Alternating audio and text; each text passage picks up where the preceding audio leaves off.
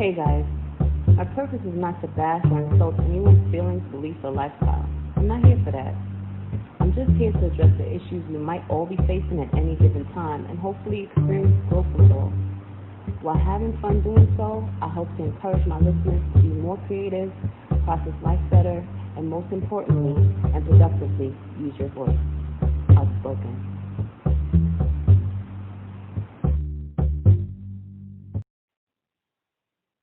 What's up, y'all? It's Tanya on the microphone, and you're listening to Outspoken, the podcast.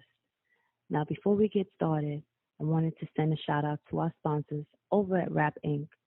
Recommend to check out their website. They have some really nice, innovative products, really cool tech gear, and they also have promotional materials, business cards, banners. They do that graphic design too. So check them out at www.rap-inc.com. Now, with that being said, let's get started. Thank you so much, ladies, for coming today. And you are now tuning into Outspoken, and we have 3 wonderful ladies from all walks of life. We're supposed to have 4, but my 4th lady is not able to make it right now. So next time she will be on. Just want to let you guys know I'm Tiny. We have Tina, and we also have Ebony. Light skin Ebony. And we're all here today we're gathered here today. No, we're here today to talk about our first topic, our first episode, guys. Hey. Bring your glasses up. Cheers. Tina's in Texas. We here in Georgia, and we about to get outspoken up on it. It's called Why is the Grass Greener? Is it why the grass greener, or is it why people think the grass is green? Why do people think that the grass is greener on the other side? Oh, okay. Basically, we're going to discuss today the differences between perception and reality. And we're going to start it off like this. Things that's going on in the news today, right?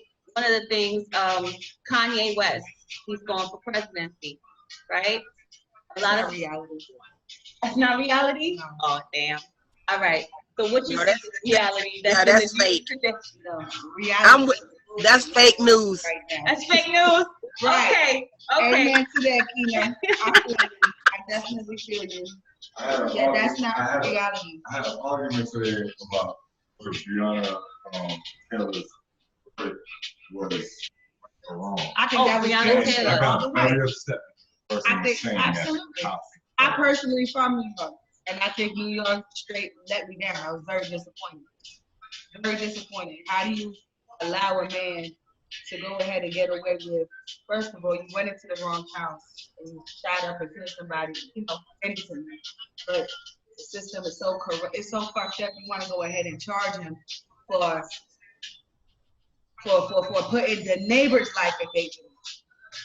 I can understand that point because their life was endangered at that point, but also what happened to the person that lost their life behind the mistake and the wrong that she did personally. So I am from New York, and I'm gonna be honest. Off of that subject, I say fuck New York because they disappointed me. Got a family right now that's distraught behind the loss, and all this that keep trying to make up stories the way they normally do. I'm not for it. Somebody lost their life. That's somebody's daughter, If she had kids, I'm not sure, but that could have been somebody's mother, someone's sister, someone's cousin, someone's aunt. And just because you plainly just focus on the neighbor, which again, I'm happy at least the neighbor got their justice, but the main focus is that somebody lost their life and that person right now is not getting their justice behind it. So I think it's just straight bullshit with that verdict. That's my opinion. That's what I stick to. Well, that is my opinion as well. But it wasn't based on they went to the wrong place. I mean, they had the right place, just the wrong information is basically what had happened. They had already had the guy that they was looking for in custody if they would have did their work instead of going to someone's house that sleep and shooting. I felt like they should have gotten some form of murder, but that's not what happens. But we have to get out and vote. We have to get out and vote to change any type of laws. Because far as I'm concerned, voting for the president, it doesn't matter. If you're not voting for mayor, Congress, Senate, then it's nothing else to talk about. Because the president is just a puppet. That's all he is. Exactly. Trump running around here doing executive orders. He can't do nothing. Nothing. It doesn't even matter what he is. So I think as our community, we need to get out there and vote. And I'm going to be there voting. I started voting when I was 18, and I will continue to vote. Whether it count, don't count. I hear people say all the time, your vote don't count. I don't matter. I'm going to be in that polls, dropping my ballot and doing it and getting it. So, and my daughter is 18. I thought I was going to be able to share that moment with her to vote, but we couldn't get a driving license until January. So we can't get ID in the state of Texas because of the coronavirus. So everything is backlogged. So we have to wait till it's her opportunity in 4 more years to vote. So hopefully, or, vote for mayors and senates and stuff like that in 2 years. And it's going to work. It's going to work. I'm going to tell you, your vote does count. And your vote is your voice. Absolutely. And I'm going to tell you one thing. On paper, it's your vote. Your voice also resonates throughout the land. So basically, everyone has the ability to voice their opinion. Everyone. And one thing I noticed that we have failed sight of is not being able to give that respect for someone else to voice their opinion. Whether if we agree with it or not, everyone should have the ability to voice their opinion without hurting anybody else. And come together. Come together. This is why I'm gonna chime in on the voting part of it, because I am not a American citizen, but what would you say to the residents of the United States that are, in my case, are not American citizen, but they're old enough, they're old enough to vote, but they're not legal to vote because they're not considered. A voice. You still have a voice. What would you give them as an advice? Okay, yeah. Well, my advice to them is just because you can't step in a poll and legally put your stuff in there, you still have a voice. You got social media. You have the community. You still can go out and protest. You can still go and express what you feel, your opinions, and continue on. It doesn't, just because you're not legal here doesn't mean that, you don't have the right to say or feel, or anything that's going on here at all. So, with someone like you, okay, if you can't go in the poll, that's perfectly fine. You got someone like Keena and myself that'll have your back on that. But you can also have our back on the back end and get on social media. Voice what you got to say. Post stuff, and back us up on other stuff that, that we do need help on. The support. The support exactly. is what we definitely need. Exactly. If you're in a situation like myself, because I have my own reasons why I am not an American citizen, but I am legal. I don't like saying it because it sounds like I'm saying illegal, but I am a resident alien. Okay. But folks that are in my predicament, I recommend get educated as much as possible. Know your laws, so that way, if you do have children, offspring that are American citizens, you're able to give back, and also give back to your community as well. Your voice counts. Absolutely. Your voice counts, and it helps others to really know the facts. Whether I'm a this person's supporter or that person's supporter, know your facts. Know the truth and know what's happened before, because right now we are a part of a history to come 20 years from now. So that's a quick brief here of what's going on in the news today. Of course, it's going into election time. But right now, let's go ahead and take a deep dive into the nitty-gritty, right? As far as the political side of things, let's get into another side of things, concepts of perception versus reality. Why do people feel that the grass is greener? Let's talk about maybe relationships, or people trying to find jobs, people finding a trade in life, or just trying to find themselves in life. They sometimes look at other people thinking, oh my gosh, I like that. I like how they're living. Oh my gosh, their house is is so nice and tidy, or that's a nice car. I want to know what they're doing. What am I not doing? You know, instead of looking at yourself, we're looking at others, comparing ourselves with others. Why do folks believe that the grass is greener on the other side? All right, well, I'm gonna jump in. I'm gonna chime in on both subjects. I know you mentioned relationship, and then you mentioned how folks look at it like, oh, they got the house, they got the car, that's what I want, this other stuff. So first, let me touch on the relationship side. And relationship could be boyfriend, girlfriend, it could be brother, sister, it could be best friends, any type of relationship. Well, my answer is actually gonna touch on all of that. My answer is this. It goes back to like the 80-20 rule. A lot of folks don't realize what they have at that moment. A lot of folks, because it's been there, they got what they got, and maybe they're lacking something. And because the outside, which is the grass on the other side, something comes along and might go ahead and give you what you feel like you're lacking, what you have already. And because of that small percentage, which is that 20%, you feel like that 20% overpowers that 80 because you already had that 80. But because you've been searching and lacking that 20, when that 20 comes to you, is, oh my God. Now, in certain situations, to be honest with you, in certain situations, that 20 turns out to be shitty. You realize, guess what? I didn't need that, because what that 80% actually is enough for me, because that 20% comes along, it gives me that what I've been lacking, but it comes with too much more that I don't want to deal with. But in certain situations, it might work out. Then what I call it, you jump out of frying pot and jump jump out of boiling water and go in a fire. Exactly.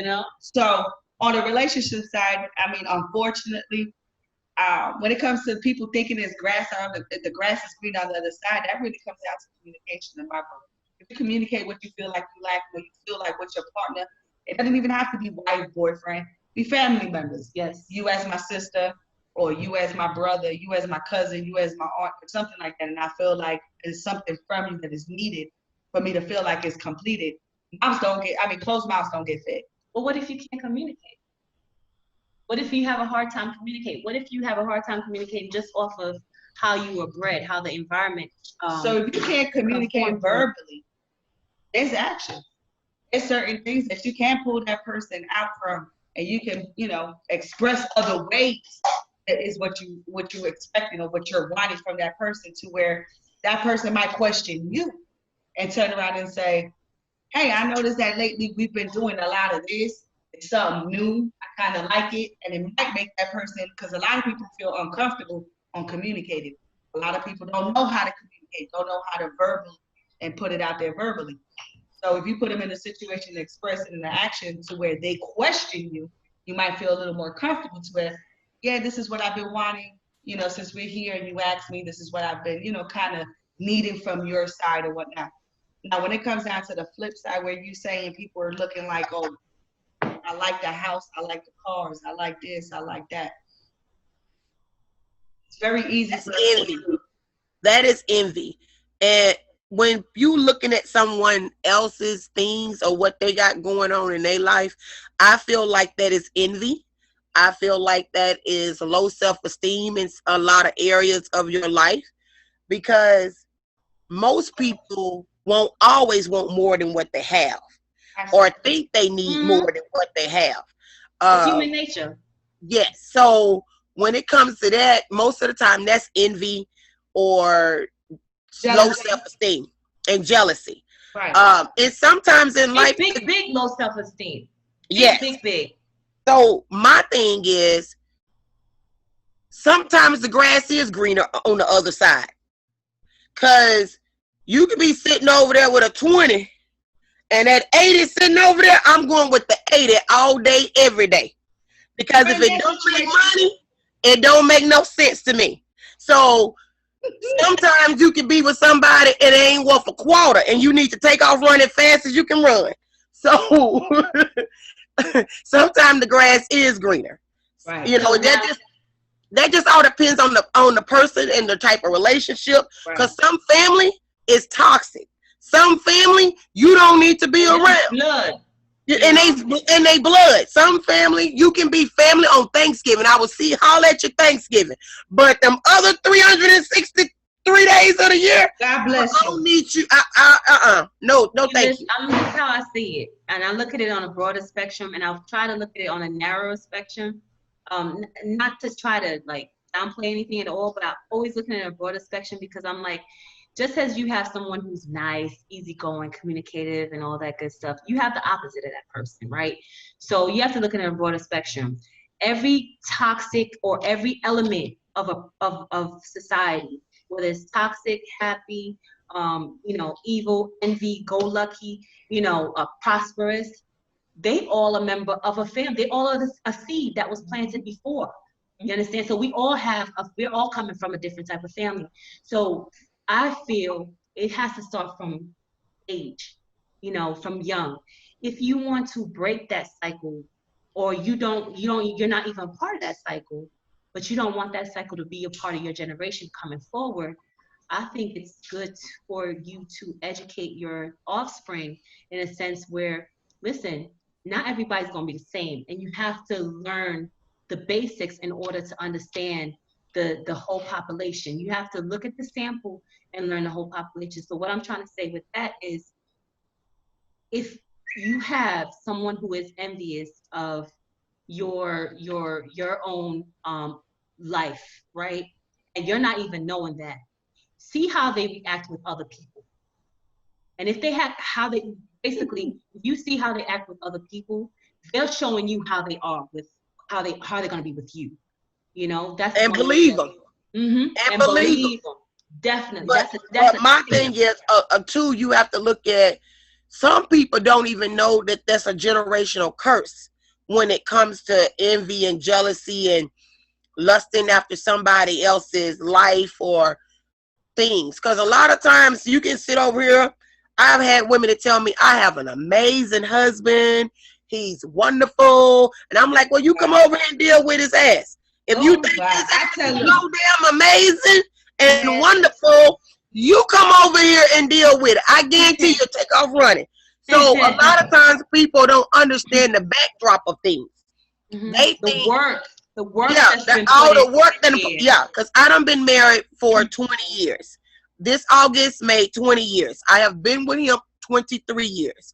And what they see now, 20 years later, is not what it was when we first got together.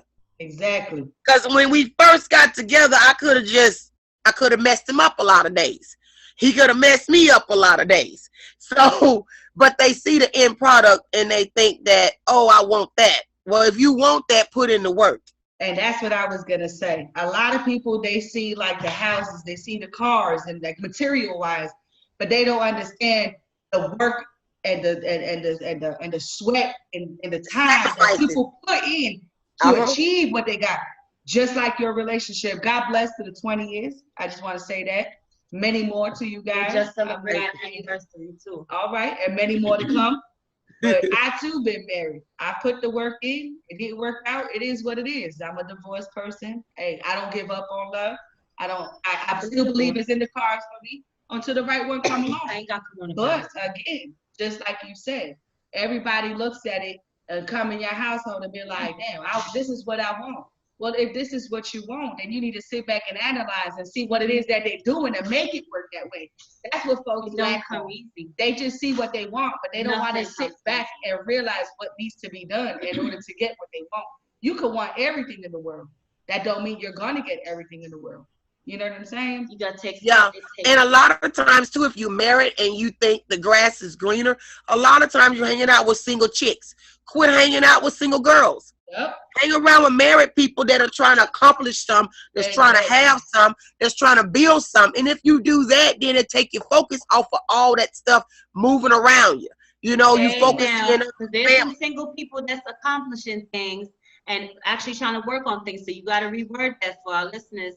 No, because when you're in a marriage, the things that a single person is I'm not going to reword it. Because when you're married, the things that you work on as you single. You're not working together to build nothing. When you're married, you working together with somebody, how they feeling, how they moving. When you single, you ain't got to worry about how the next nigga feel. Right. When you married, I got to worry about how he gonna feel, how he gonna adjust, how he's gonna move. No, it's a different type of move. And when you're married and you a single girl, when you married and you hanging around a single girl, she's moved different than you move. Exactly. She got to move different, but you got to move different. There's no I in the team. So when you single, you're the letter I. You can move singly. You can do what you want to do. You don't have to be concerned, or you don't have to be worried about what your spouse or what your husband is going to look like or anything of that sort. And just like you said, when you're a married woman, it's not about you no more. It's a team. You're not moving for you. You're moving for the both of you. But that's when you understand what marriage is about. A lot of people nowadays too just get married because, oh, I love you, we look good, people like us, let's just go and do it. It's not, they don't understand the efforts and the work that you have to put behind marriage. You're gonna go through bullshit, you know. You might cheat, your husband might cheat. But it's the fact that, you know, you guys understand each other, you guys love each other, you take that vow seriously, and when you marry, is you saying, if you fuck up, I'm still standing here. Work through this. You know what I'm saying? Absolutely. And that's what it is. It's loyalty. But a lot of folks don't understand that. But I agree with you. When you marry, me personally, I'm not married. I am in a relationship. But I really don't hang out with single females like that because I am in a relationship. I treat my relationship as if I am married. And if you treat things the way you want it, I believe it blossoms into it. So, and that's how I move. You know, I mean, that's just me. But I highly suggest a lot of females to do that because they be out there looking like a fool. We're going to come back to the marriage concept in just a bit. What about our young listeners that they're actually, you know, especially those who are trying to find their way in life right now, and they may be either with friends or they don't have any friends, they may feel isolated or just trying to like find themselves in this world. And you said the single who? Single women? No, our younger listeners. Like they're not married. They're, you know, either like just be true to yourself. Just be true to yourself. As long as you're true to yourself, be honest with who you are. Don't change for nothing. Yeah, I said because whoever gonna be your friend, gonna be your friend. Whoever's not your friend is not your friend. So the quicker you learn that, the easier your life will be. Listen. And you treat people the way you want to be treated. Absolutely. So if you don't want somebody doing something to you, then don't do that to somebody. And it's really that simple. Life is not that hard. People make life harder than what it got to be. It is not that hard. I don't have very many friends, but the friends I do have can tell you that I'm there every time that it's time to be there. And if you a friend that's not a friend, because you have to check your own friend. If you got a friend, if you being a friend to somebody and they don't know that they are being a great friend to you, tell them. How they gonna know? You sitting over there mad, but they don't even know that they done messed up. So you have to be open. You have to be honest with yourself. That's the only way you're gonna grow. Number one, absolutely. And if you can't be honest with your friend and tell your friend they messed up, then that's not your friend. And you're not being a true friend. That's not a friend. And absolutely, you being phony just as well because you feel like you can't tell them nothing. If I feel like I can't tell you nothing, then why am I hanging out with you? There are some folks, though, I beg to differ, because there are some personalities that sometimes they may not say nothing. They may have even spoken up, you know, and try to communicate. But in the simple fact that it didn't work in the past when they try to communicate about whatever issues that they feel that they should have been addressed, whether they went to the park and they shouldn't have went to the park, they should have went to school, you know, instead of hanging out or drinking or doing something that they shouldn't have been doing. And, you know, they shut them down. So because they care in a sense where they actually have a good heart, a lot of times their heart will go out on a limb just to make sure that their friend is happy, you know? Well, I think you're going out too far. I think you put yourself out a little too much for your friend. If your friend ain't being a friend and listen to you and respond back to you, then sometimes well, my thing is too, a lot of that is just a learning curve. A lot of that is just a learning curve. And you're going to have to go through some of those in order to know what a real friend look like. And you have Because to the start by friends I learning have, yourself too. yeah, and the friends I had in high school might not be the same friends you have in your late 20s. The friend that you have in your late 20s might not be the friend you have in your 30s. So you have to adjust your lifestyle and your friendships according to where you are, because everybody that you grow up with, and don't mean they're gonna travel with you through life, because each person grow at a different speed. Yeah. If I'm That was an maturing eye-opener faster, for me. huh? That was an eye-opener for me because you know, I'm pretty well off in my years. I'm in my early 40s. I'm not gonna sugarcoat nothing. But I could tell you at one point I looked at the people I grew up with, and I could say almost everybody I graduated with, either they're strung out on drugs, they are locked up, they're still trying to make it work, and very few have actually succeeded. You know, I know my predecessors and people who grew up, who graduated before, after me. You know, we had a similar sample, and there's people that have, you know, succeeded in life, and you know, so I could say throughout those years, the people that I've held close to as friends, they dropped off of my timeline, you know, and some of them dropped off with no reason why. And that was kind of like the hardest, because we grew up like this. We were like, you know, two peas in a pod, and you just disappear off the face of the earth for what reason? And something in that case, like if there's somebody I confided in, I grew up and I trusted and I had loyalty with each other, and you just stop communication altogether, it made me feel a certain type of way. So I could imagine the younger generation that might have been going through this, especially right now with the friends that they're keeping, letting go of, losing in the long, you know, it also affects their self-esteem. Like, what am I doing wrong? You know? And some of them just don't give a damn, depending on the personality. You have some strong, you have passive aggressive, you have aggressive, you know, depending on your personality, it can affect them in certain type of ways. So basically what I'm trying to say is, being with that pool of type of personalities, what would you say, you know, is it again a learning curve that you have to It learn is. yourself? Yes, it is. It's a learning curve to know I'm not passive aggressive. I'm probably more aggressive than I am passive aggressive. Yeah. So I grew, all the friends I have in high school, I still have. Me too. So I grew up in a small country town. So I'm a little country girl. So when you grow up in a small town, your friends start from pre-K all the way up. Same friends. You don't change friends. I go home when it's time to do class reunion stuff. I go home when we doing just a barbecue for another friend, if somebody got married. So I'm all into my classmates. So I didn't grow up like that. But for those that have lost their friends along the way, they got to learn themselves. And the reason a lot of times you lose them is because y'all moving in two different paths. That is why you lost them.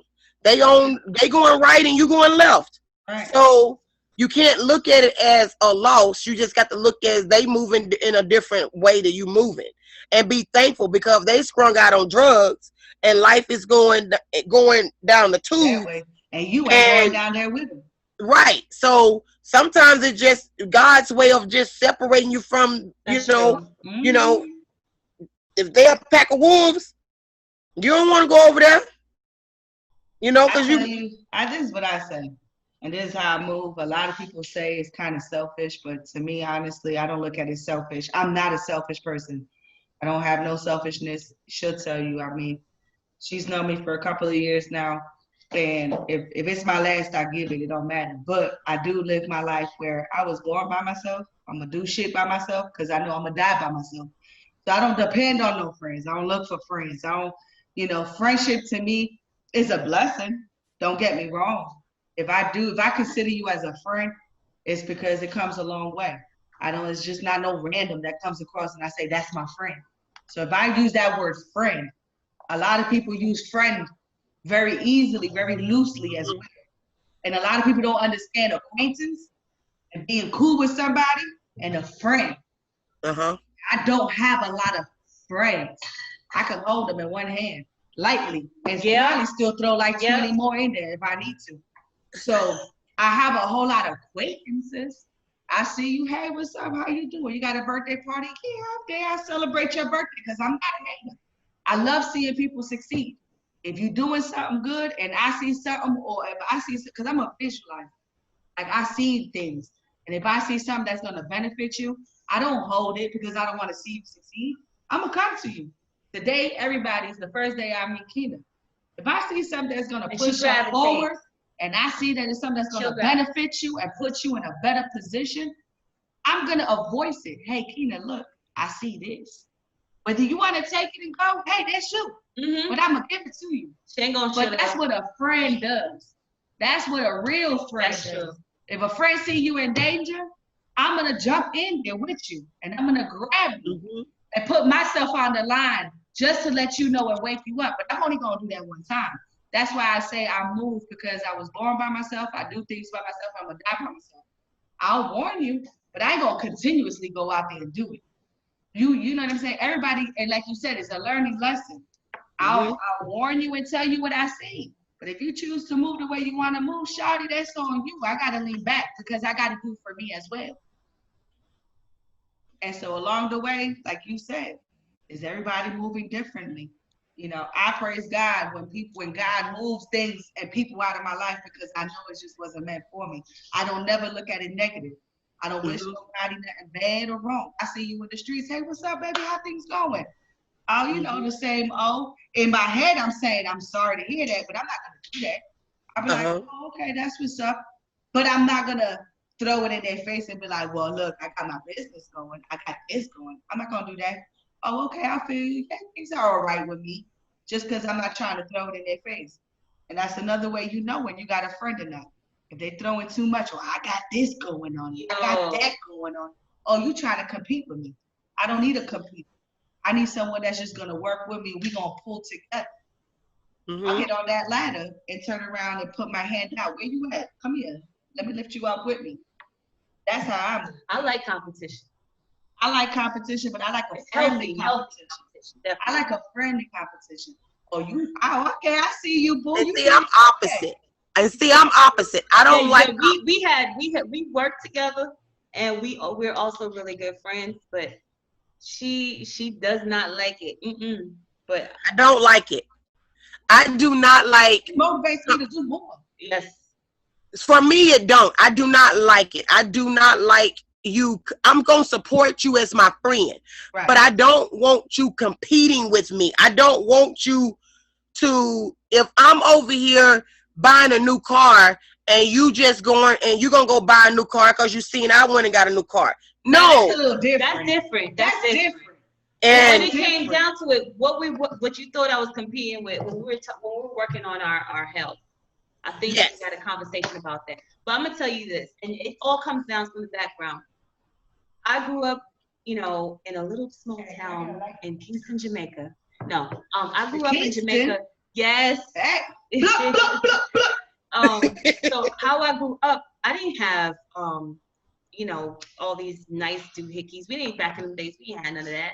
And even if I'm a third world country native, and everything we had was all off of competition. Like my uncles, they fueled me to learn more, do more through competition. They taught me how to, especially track and field.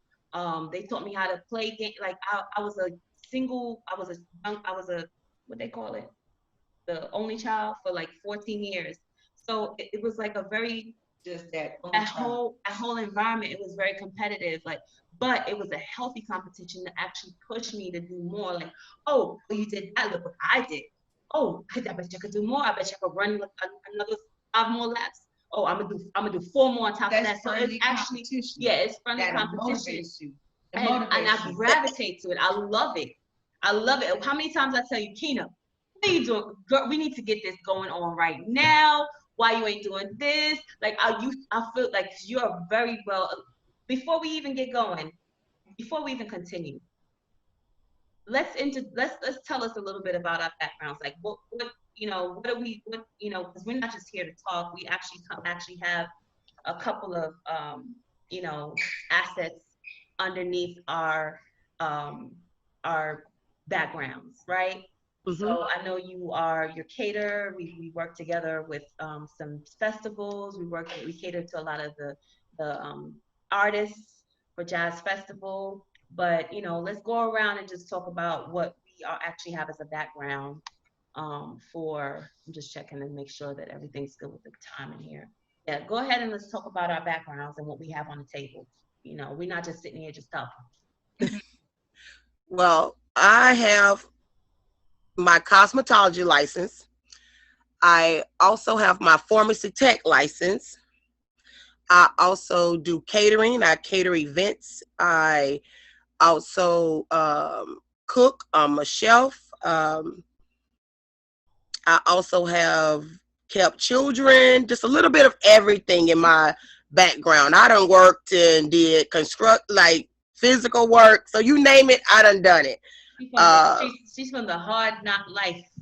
I'm from the hard night streets life of Arkansas. I am. I'm from Arkansas. From the streets of Arkansas where they have homeowners associations with cows and chickens and stuff. Cherry picking with cows and chickens. I know that's right, country girl. With them goats and all. Yes, girl. I grew up with a garden. I grew up with a single mom. My grandmother was a big part of my life. She cooked. That's where I got my passion for cooking. I grew up with siblings. I got 4 siblings. I take care of my disabled brother. So I have a lot going on in my world, but I always try to make time. And she always trying to tell me I should have a restaurant. I should open up a restaurant. I should me and you, we cater an event. I got an idea. And she had so many. We're not gonna say the names, but we've worked with certain celebrities where they just love her cooking. I mean, we've done album release parties, we've done concerts, we've done a lot of jazz festivals, we've done fundraisers, and they just love her cooking. Kids, grown-ups, grandparents, families, she has just that touch. And let me tell you, no, I can't tell you that. We might get investigated. I ain't trying to get investigated, girl. Hold on. She made food taste good, girl. She made it taste good. What is that investigation in my background? I ain't trying to get investigated now. Hold on a second. No, she has some home cooking that. All right, well, you know where you coming downtown, like we said, she in Texas, we in Georgia. She coming down. I'm gonna have to see you in the kitchen, taste a little shum. Girl, I can give you a little something, girl. You like her earrings, Tina? I do. Thank you. You know they pink. Yes, they're pink. That's my favorite color, pink. I got you. But so basically, my background here is I'm a single mama too. Yes, I've been married. I'm originally from New York.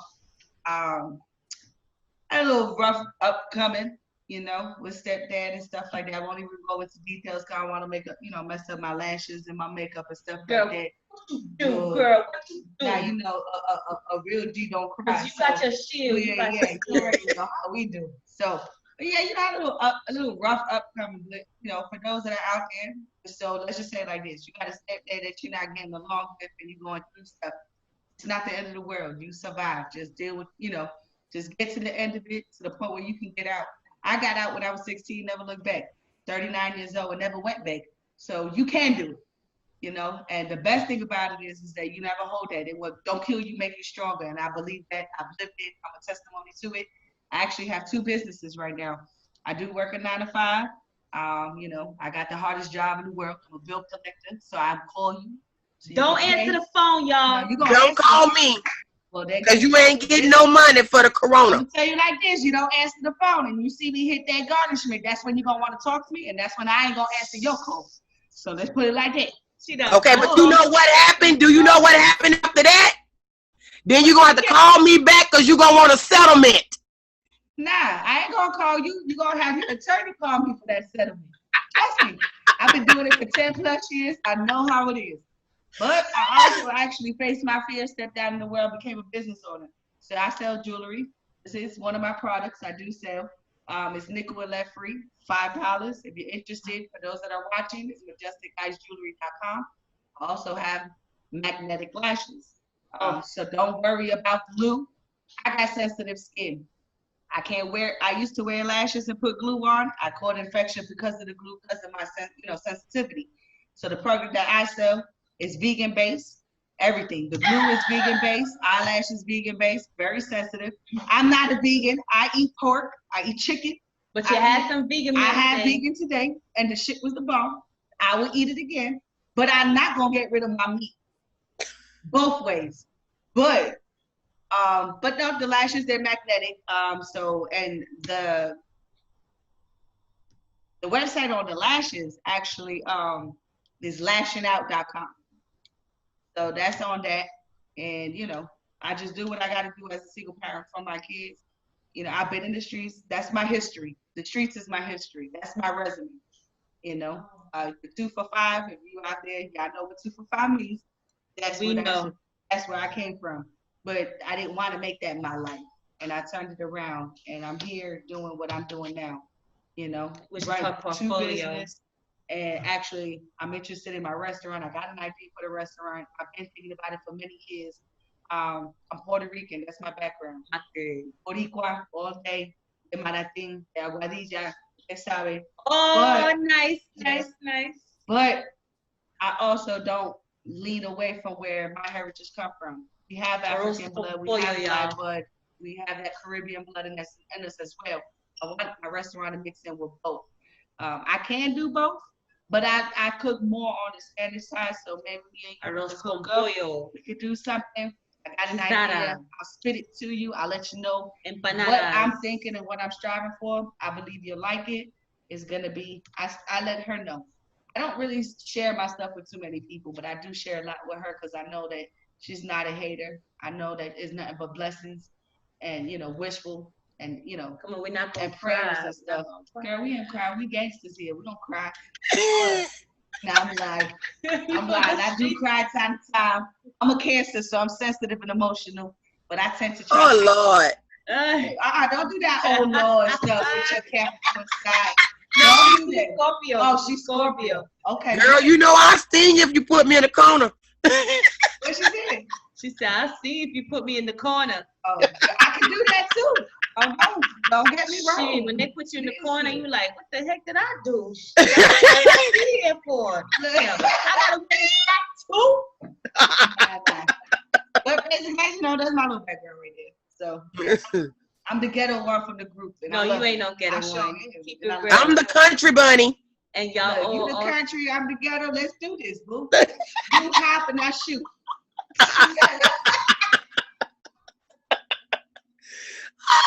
Thank you for sharing that, ladies. I'm just gonna give a brief. So I'm Sid. I'm short by Tiny. Everybody knows everybody knows Tiny. Basically, damn, I don't know where to start. Have a couple of things going on. I'm an owner of 2 different type of businesses that's on the paper right now, and have a couple of things going on. But basically, I own my own employment agency. We recruit folks to work from home, especially during this time of COVID, working from home for call centers, Home Depot, Dick's Sporting Goods, Intuit, like pretty much Pandora.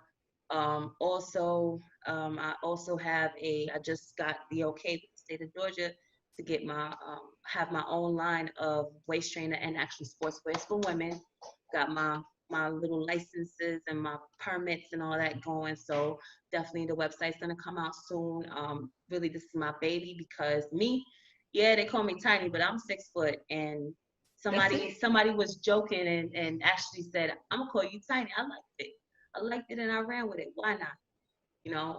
But basically I've struggled for so many years as a tall woman, finding the right size or finding the right fit. Keena's the one say, just because it looks good, don't mean it looks good on you.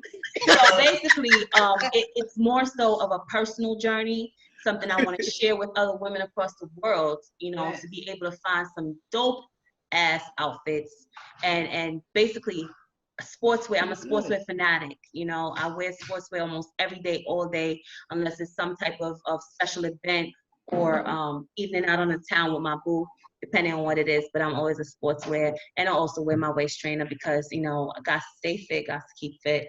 And I also have plans along in my journey. But basically, that's just two of the many projects that I have working on right now. And basically, I feel like I wanted to create this podcast so that us as women from all walks of life to come together, because I honestly feel that's something that we need as women. We knock each other down, and not just as women, but just as a society altogether. And I hope they can take it from us, because, you know, we can birth, we can do so many things. We're nurturers. We have so much of a power in this universe, you know. But basically, we bring each other down. We should be able to bring each other up. Let's not hate on each other, you know. I want us to come together as women to show that it is possible. I want to fight the stigma. My whole purpose in every part of my projects or my businesses is to show that let's kill that stigma and let's uplift each other, because everybody can have a piece of the pie. Everybody. And also, I'm a vegan, so I put together my Honey Sage Bistro. So where we offer meals for other vegans, we cater and also deliver as well. And, you know, just different types of delicacies. It's all about the flavor. Texture is, yes, you must, but it's really all about the flavor. I don't believe in killing animals. I don't believe in killing and eating animals. It's all you know, that's another day, another topic. And I just wanted to shoot that out there. And I think we should kill animals and eat them. I feel you. I feel okay. You. Okay. And I love it. I out there in the country, girl. I'm gonna tell you what the healthiest cow you got out there. And I'll take them home. And I need some fresh deer meat. Yes. Where he at? And I'm in Georgia. They all over, but they don't want to come out when I'm driving, so I can hit them and take them. I know. Girl. I do it 80, 90 miles going down on a 35, hoping the deer come out. But like, whoop, you messed up. Listen, I gotta go to court on the 30th because they caught me doing, what was it? They caught me doing 70. I don't even care about that, girl. Look, I'm talking about my speeding ticket. They caught me doing like 70 on a 35. Yes. Oh, Lord. For the deer to come out. You was going so slow. And that is slow for me. You see, that's slow. I was waiting for that deer. I thought Baby's mama was gonna come out. We were gonna have dinner. Oh, Lord. I'm there with you. But yeah. On the vegan side, I did have vegan today. I don't know what tofu or what strip or what bootleg stuff that was in there. It's keto. It's a soy gluten. All right. Well, that soy gluten, the way she it's like a substitute for beef. Okay, but that substitute for beef. The texture, like she said, it ain't even matter about the texture. Don't make that face. The texture, honestly, I did that face too. I did the face too. I ain't gonna lie to you. I keep it real. I keep it 100. But when I put that in my mouth and I chewed it and I ate it, actually, to be honest with you, it was good. It really. I'm even willing to. I told her I'm gonna give her money so she can go, maybe a whole thing, and I'll keep it so I can eat it. It actually was good. I ain't gonna lie. Here go me. You did more than what I would do. I'm not putting that in my mouth. If she ain't got a piece of fried chicken, I don't even want to talk about it. I grew up where we hung that pig upside down. We cut him down. We slaughtered him. I grew up where we slaughtered that cow. We took him to the butcher and we ate him. So I ain't with that vegan and that tofu and that soy. I don't want no. I want some meat. I am a true steak and potato girl. I've been a plus size girl my whole life. So if you ain't got no steak and potatoes, I have fried chicken with it though. With some hot sauce. I have my meat with it. I ain't gonna lie. I have a fried chicken with it. And she couldn't finish the fried chicken. I couldn't even finish my chicken because the vegan took up the spot. I was like, girl, no, I'd have finished that fried chicken and left that vegan over there on the side. Girl, don't play.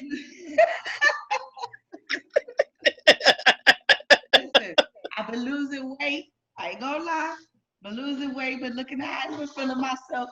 So I'm like, I think a little vegan going on. Maybe a little show. You know? I can lose weight without being vegan. Huh? I can lose weight without being vegan. That's true. That's true. Well, you know what? When you come down, I'll make my pork shoulder for you. In Spanish, it's called pernil. One thing I do notice though, long as it's a piece of pork, we good, girl. Girl, it's pork shoulder. The whole thing is pork, baby. Good Lord, with the crispy skin and all. Listen here. You can't have none. I'm sorry. One thing I don't need it. I'm good. You don't want it when you smell it. No, trust me, I'm good. No, one thing I do notice though, it changes your cycle. It changes the When you start changing cycle, people start getting pregnant. I don't need them. I'm just being real. Listen, I got my stuff got cut and tied like 15 years ago, but you ain't don't start regulating that. Check it out. Right? I don't know what that stuff and do that. Check it out though. One of the things that I've noticed as just staying on a vegan diet is I was on a vegan diet at first. Now I'm just on a vegan lifestyle. Basically, one of the things I've noticed is that it changed the cramps, the severity of the cramps I used to get. It minimized it. I used to be in a child pose because I couldn't deal with the pain I was getting.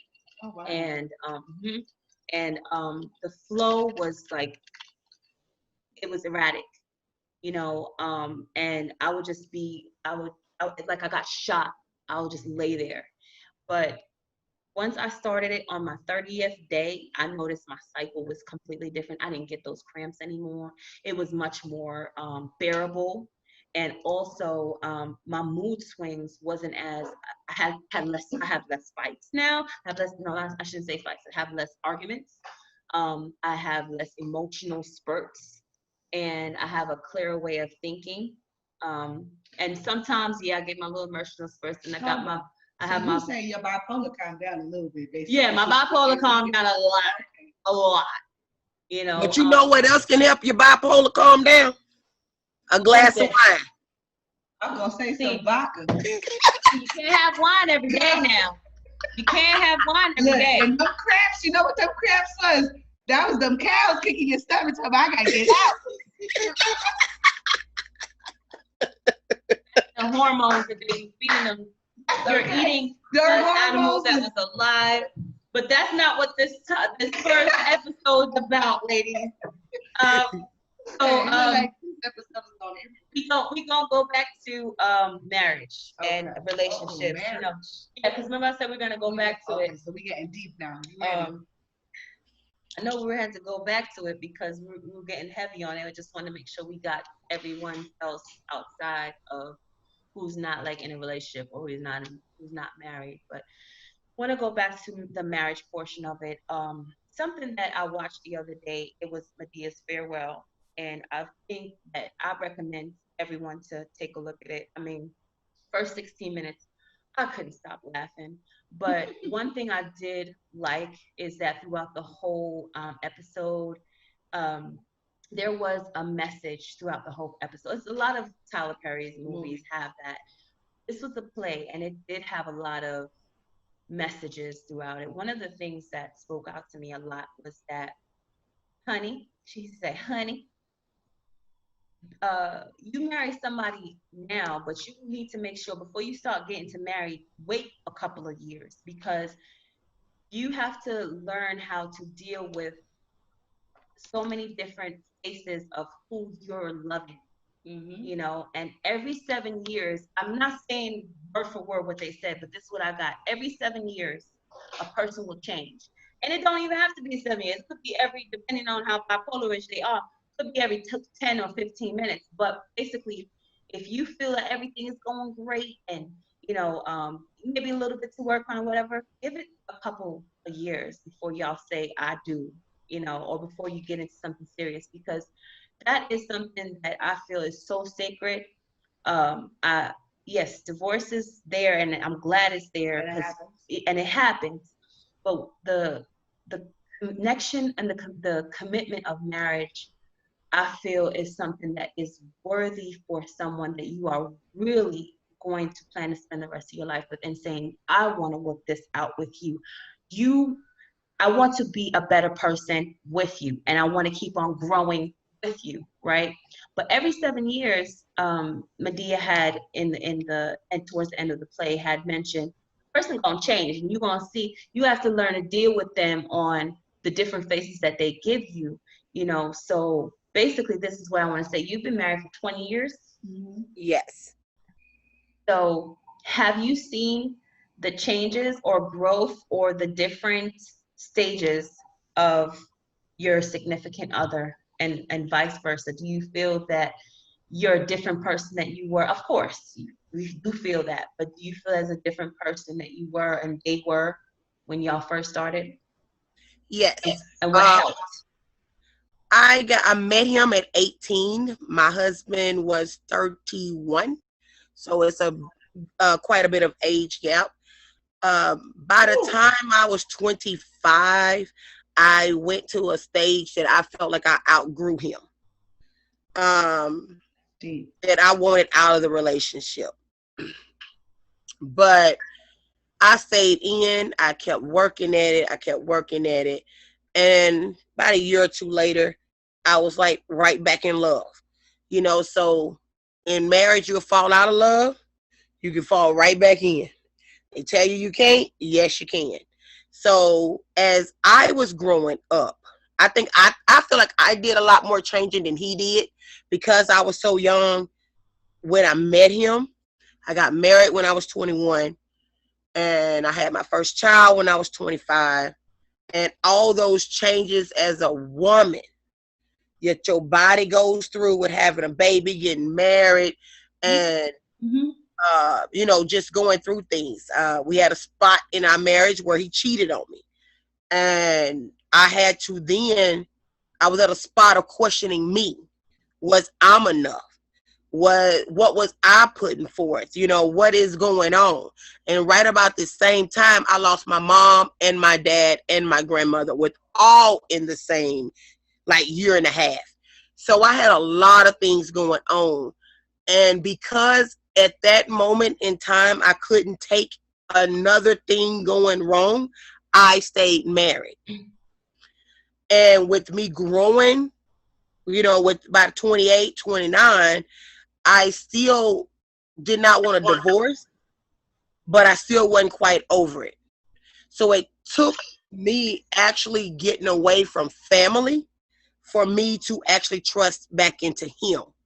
You know, because sometimes when I grew up in a family where we all there for each other. Because I grew up in the country. I told you, everybody knows everybody.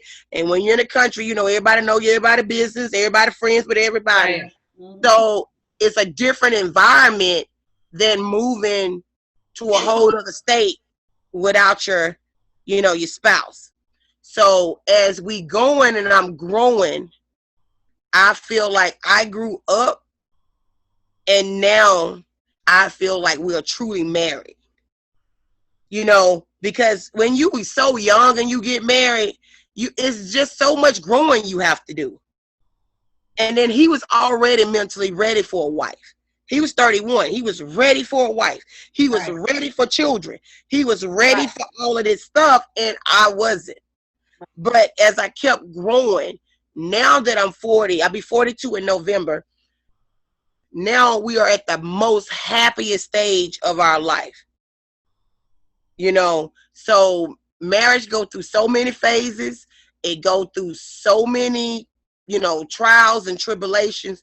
But if you stick it out, it can be good. You know, so you just don't always throw in the towel. Now that he's older and he's going through so much stuff, you know, with his health, is because he's in his 50s now. His health is not as good as it was. He's got diabetes, blood pressure, and he got other things going on. So now his mood, his stuff done changed.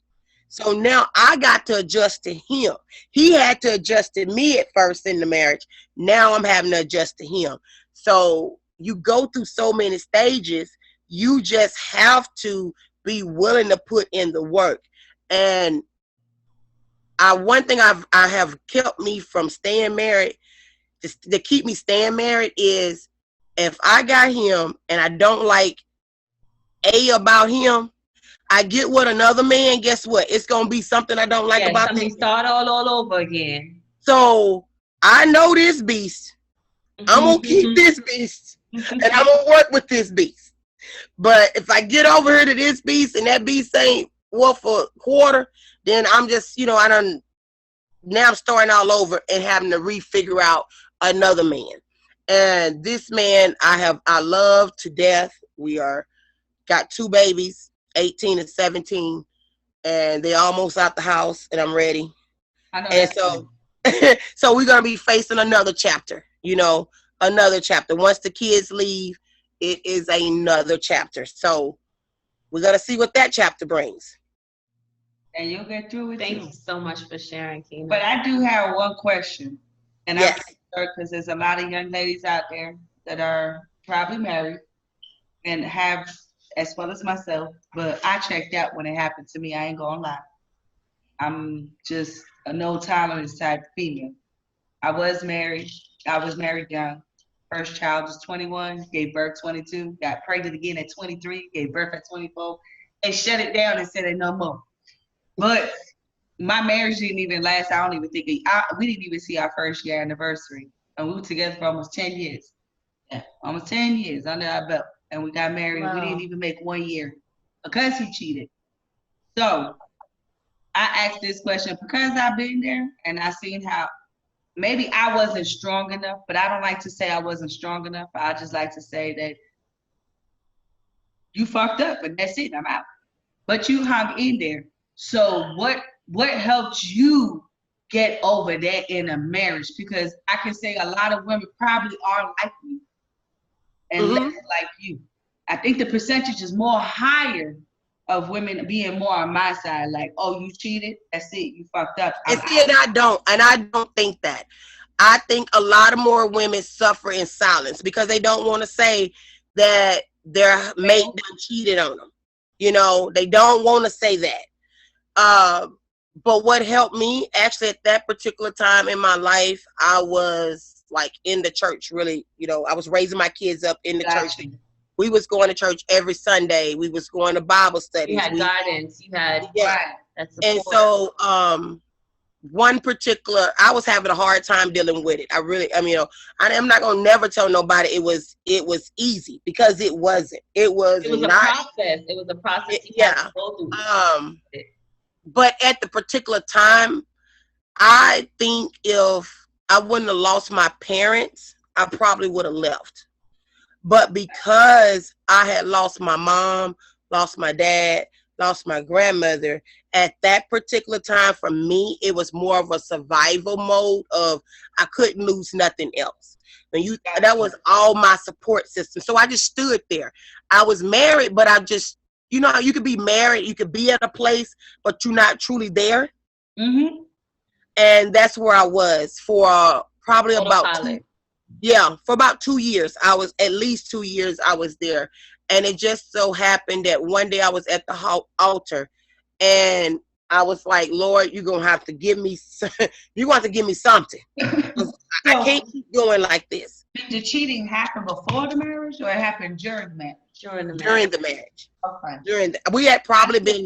We had been together probably from 18 to probably about 25. So however many years that is, about 7, 8 years, we was together before it actually took place. Mm-hmm. And I think another thing that had a lot to do with it is the particular lady kind of seduced him. Kind of one of them ladies that wanted what I had, thought I had something. And then yeah, that's a smut bucket. But then they found out that he wasn't finna leave me, and then she gonna tell me what happened.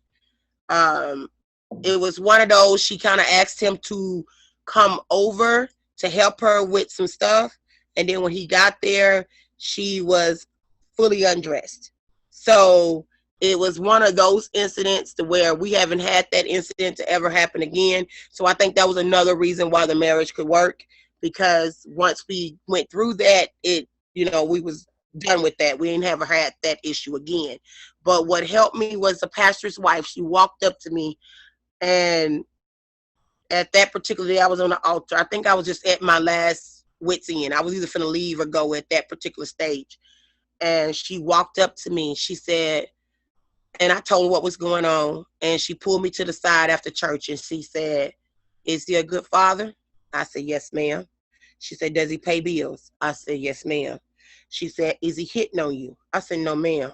She said, "Is he, being, physical or, verbally abusive?" Like, she was going down the list of things. And when and she said, "Well, it sounds like to me, the good outweigh the bad." Amen. I'm not excusing nothing he did, Dakina, but it sounds like to me, the good outweigh the bad. And at that very moment, that lady, whether she realized to this day, is why we're still married. Because It took somebody that was older and wiser at that moment, which I didn't have in my life because my mom was gone and all of that. So I didn't have nobody to tell me which way to move. So because I didn't know which way to move, I just stood. So at that moment, for somebody to come in my life just to tell me, wasn't even telling me to go right or left. They just gave me the information to be able to analyze it at that moment. And when I analyzed it for myself, and I said, well, I'm staying, and we've been floating, moving ever since. And we haven't had any more issues with him cheating or, any of that. So it is forgiveness. It doesn't mean you forget, right? But it is forgiveness. Sometimes I think you don't forget so that way you can learn from it and learn how to do differently to make it work. But you know what I told him? You don't have now another though. You ain't got what? You ain't got now another. You don't have what? Not now another. Well, let me try to look that up in a dictionary. That means you can't fuck up no more. That's what that means. That's what that means. Well, I think, ladies, this is amazing, and I love the energy that's flowing back and forth. And we went a little bit past our time. That's okay. And we're gonna have to come down to a close in just a bit. So definitely, any last words before we get going to our listeners? No more than just keep checking in and listening to us. It's a lot of wisdom. In between 3 to 4 people here, you got some wisdom. If you need it, we are able to share it with you, and we hope that you stay tuned. Amen to that. Just to piggyback, like she said, you got 3 to 4 women here. We all come from different avenues. We all have different backgrounds. So we pretty much can cover all questions that are out there. The best part is whatever questions you have different opinions on it, and whichever best fits you, that you feel like you can move on, you can get it from here. Yes. There's no haters here. We all lift up each other. Just like I stated before, I just met Keena today, and I got a business already in mind where we can, combine together. That don't mean you never know. Hey, to our listeners, you never know. I might just come up with an idea with your background to where we can combine together as well. So with that just being said, Outspoken is just that. We outspeak. We say the truth. We don't hold bars. We don't hold our language. You hear how we talk. You want the truth? Come check in. We got you. Thank you so much. And again, guys, thank you again for listening. And let's keep moving forward. Outspoken. Outspoken. Yeah.